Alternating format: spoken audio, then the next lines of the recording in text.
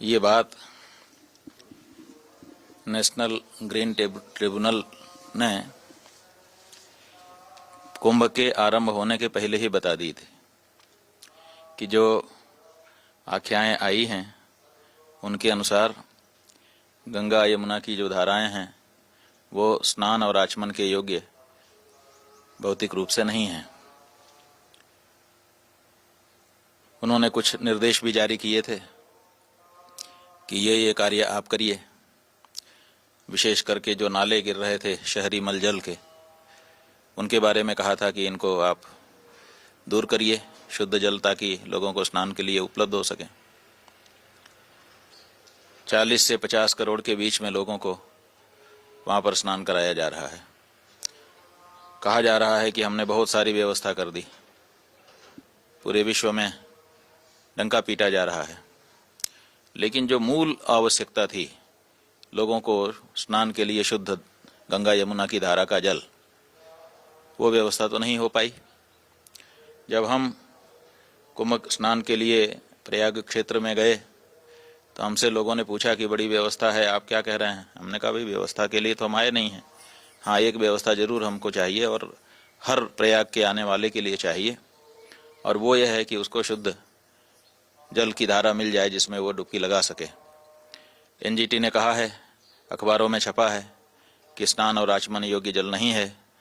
तो इस बारे में हमारा ये अनुरोध है यहाँ की सरकार से भी और माघ मेला के अधिकारियों से भी, कुंभ मेला अधिकारियों से भी, कि वे हर घाट से सैंपलिंग करवा करके रोज की रोज रिपोर्ट सार्वजनिक करें कि शुद्ध जल है स्नान का।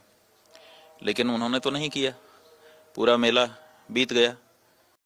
महाकुंभ 13 जनवरी को स्टार्ट हुआ था और 26 फरवरी तक चलने वाला है, पर लेकिन 3 फरवरी को ही रिपोर्ट जब ली गई पानी की महाकुंभ के अंदर में, उसका लेवल ऐसा था कि वो नहाने लायक नहीं है, इतना बेकार हो चुका था।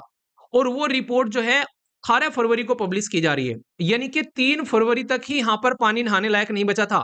तब से लेके 15 दिन तक लगातार, अगर आज तक भी आप लोग देखो, लोग लगातार वहां पर नहा रहे हैं और वहां पर जाने के लिए कई एक्सीडेंट हो रहे हैं, लोगों की जान तक जा रही है कि उस पानी में जाकर नहाएंगे। जो पानी ऐसा हो चुका है, सेंट्रल पोल्यूशन कंट्रोल बोर्ड के हिसाब से माने तो वो पानी नहाने लायक बचा ही नहीं है। और यहाँ पर उस पानी में नहाने के लिए लोग जो हैं वो परेशान हो रहे हैं यहाँ पर। तो इस रिपोर्ट ने सबको चौंका के रख दिया भाई साहब। जिस बात का डर था वही हुआ। खुद ऑलरेडी एनजीटी ने ये रिपोर्ट जो है वो पहले से ही यहाँ पर इसका संज्ञान लिया था और प्रेजेंट टाइम पर ये बताया जा रहा है कि भारत की पॉपुलेशन 144 करोड़ है और उसमें से लगभग 55 करोड़ लोग अब तक कुंभ के मेले के अंदर में डुबकी लगा चुके हैं।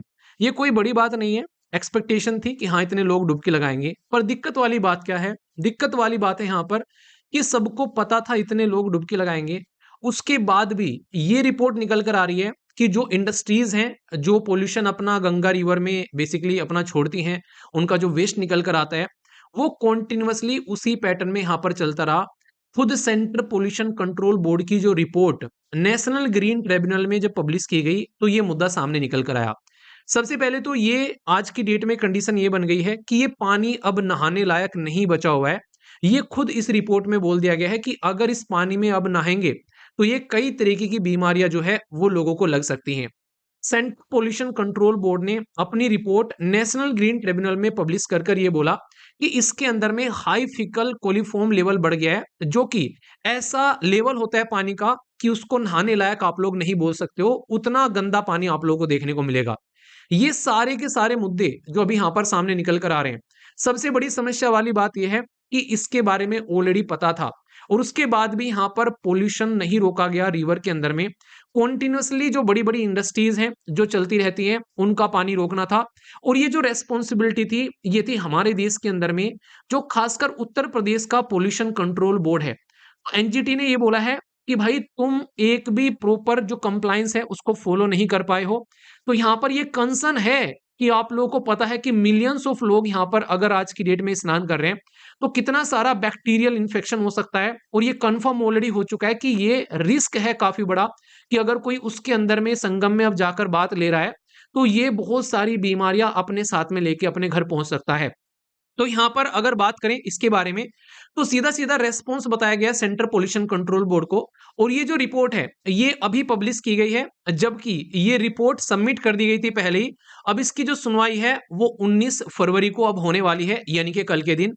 बोला यह गया था कि इसमें जो इंडस्ट्रीज हैं, लगभग 23 डिस्ट्रिक्ट के अंदर में इंडस्ट्रीज हैं, उनको बोला गया था कि आप लोगों को पोल्यूशन को कंट्रोल करना है। इसका मतलब यह है कि जो इंडस्ट्री से पोल्यूशन निकल कर आता है उसको गंगा रिवर के अंदर में आप लोगों को नहीं डालना है, उसको रोकना है। इसी के साथ में वाटर को ट्रीट करना है।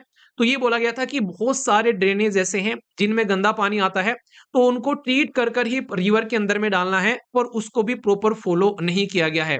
फ्रेश वाटर रिलीज करने की बात की गई थी, ये कुछ हद तक यहाँ पर फॉलो किया जा रहा है, पर लेकिन मुद्दा यही है कि भाई जब तक सारे पैटर्न आप लोग फॉलो नहीं करोगे तब तक सिचुएशन कैसे होगी। क्योंकि अगर पोल्यूशन बढ़ रहा है और उसकी वजह से ये सिचुएशन क्रिएट हो रही है, तो फिर क्या फायदा जब उत्तर प्रदेश गवर्नमेंट ने बोला था कि हम लोग लगभग 7,000 करोड़ रुपए कुंभ के मेले पर खर्च करने वाले हैं। इसमें से 1600 करोड़ रुपए इसलिए बोला गया था कि भाई पानी और पानी से जो वेस्ट जनरेट होगा उसको मैनेज करने के लिए हम लोग खर्च करेंगे। कोई भी गंदा या फिर एक तरीके से ऐसा पानी जो कि सही नहीं है वो यहाँ पर आप लोगों को नहीं देखने को मिलेगा।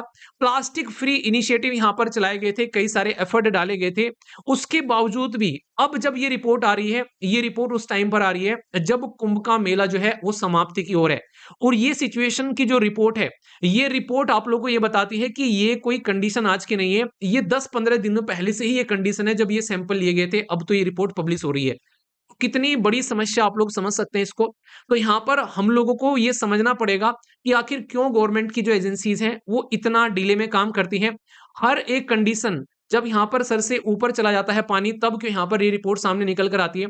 आप लोगों को याद होगा कुछ दिनों पहले मैंने द हिंदू न्यूज़पेपर में जो मॉर्निंग वाली वीडियो आती है उसमें एक आर्टिकल डिस्कस किया था कि हमारे देश के अंदर में 50% ऐसे बेसिकली डिस्ट्रिक्ट हैं आज की डेट में जिसके अंदर में पानी की कॉन्टेमिनेशन का लेवल इतना बढ़ चुका है कि ब्लू बेबी सिंड्रोम जैसी बीमारी आज की डेट में उसकी वजह से, नाइट्रेट की वजह से बच्चों के अंदर में आप लोगों को देखने को मिल रही है।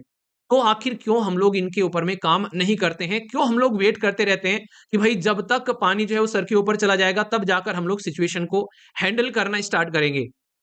अपनी सेहत का ध्यान रखना आप लोग की रिस्पॉन्सिबिलिटी है और आप लोग की पढ़ाई का ध्यान रखना हमारी। आप लोगों के लिए एक बड़ा ही प्यारा एप्लीकेशन है 4.9 की रेटिंग के साथ में, जहां पर एनसीईआरटी की प्रॉपर क्लास आप लोगों को देखने को मिल जाएंगी। 6 से लेके 12वीं तक की 110 टेस्ट हैं उसके अंदर में। तो डिटेल में चैप्टर बाइज चैप्टर आप लोगों को एनसीईआरटी कवर कराई गई हैं, जो यूपीएससी स्टेट पीसीएस के साथ में हर एक उस एग्जाम के लिए फायदेमंद हो सकती हैं जो कि आप लोग गवर्नमेंट एग्जाम की तैयारी कर रहे हैं। इसी के साथ में प्रीलिम्स की क्लासेस आप लोग की चल रही हैं। इसमें जीएस सीसेट सब कुछ कवर कराया जा रहा है सिस्टमेटिक वे में। अगर ईपीएफओ की तैयारी करना चाहते हैं जिसका फॉर्म जल्दी आने वाला है, खुद आरटीआई ने ये बता दिया है, तो उसके लिए भी आप लोग तैयारी कर सकते हैं। उसके लिए प्रॉपर क्लासेस है आप लोगों के सामने। साथ ही साथ में 7 स्टेट पीसीएस की क्लासेस चल रही हैं सिस्टमेटिक वे में, जो कि कंप्लीट क्लासेस हैं सीसेट टेस्ट सीरीज सबके साथ में मिलाकर। एसएलवी एप्लीकेशन डाउनलोड कर सकते हैं या फिर studyloverv.in वेबसाइट पर जाकर आप लोग सर्च कर सकते हैं। और सबसे इंपॉर्टेंट चीज ये है कि अगर आप लोगों को क्लासेस पसंद नहीं आती है तो 7 डेज रिफंड पॉलिसी है एसएलवी की, जो कि आप लोग 7 दिन के अंदर में सारी क्लासेस देखकर एनालिसिस कर कर अपने पैसे रिफंड ले सकते हैं, ताकि आप लोगों को ये ना लगे कि यार गलत जगह आकर फंस गए। माँ बाप का पैसा है तो ढंग से इस्तेमाल करना चाहिए आप लोगों को, ठीक है।